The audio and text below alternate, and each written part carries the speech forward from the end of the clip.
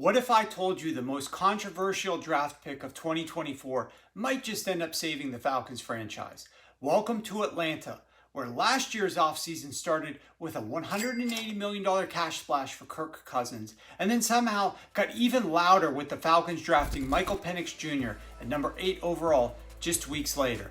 Everyone said it was a mistake, a waste, a front office with no plan. But then week 1 happened. Kirk Cousins looked slow, immobile, and rusty. Coming off of Achilles surgery, he was glued to the shotgun and pistol for 100% of his snaps. No under center and no play action. Those are things that once made him successful, but were gone. It wasn't just a weird game plan, it was a red flag. And suddenly, drafting Penix didn't look crazy, it looked smart. Let's talk about that plan. GM Terry Fontenot said it best. If you believe in a quarterback, you take him.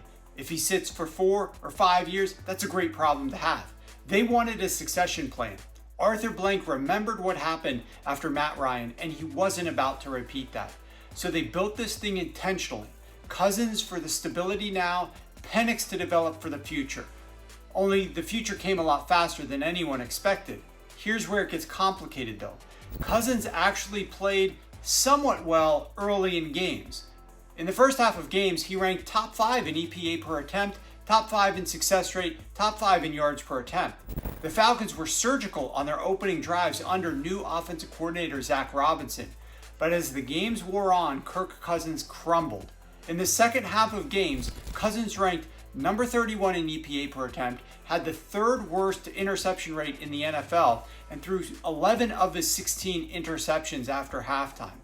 Whether it was fatigue, predictability, or that Achilles tightening up, the drop-off was brutal in the second half.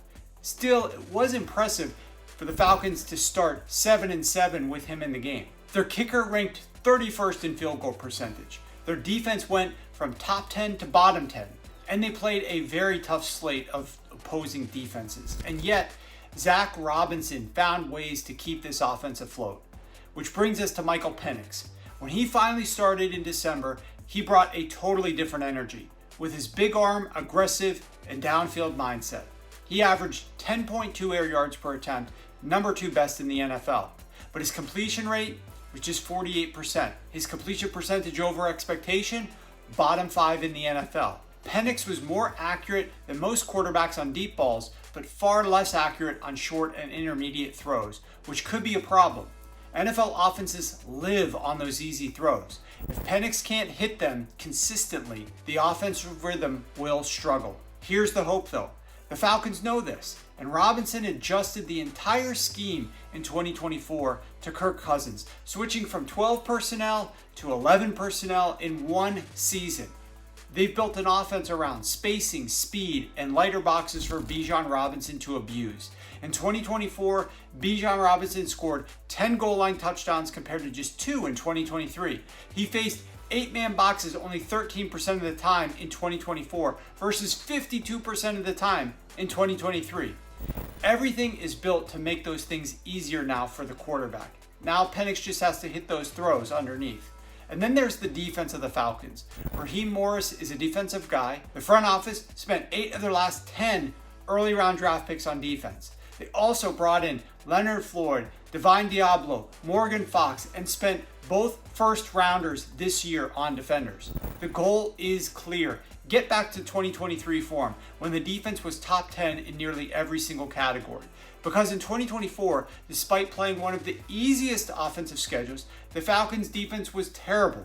They ranked number 26 in early down efficiency, number 30 in third downs, number 26 in red zone defense. That can't happen again. So what now?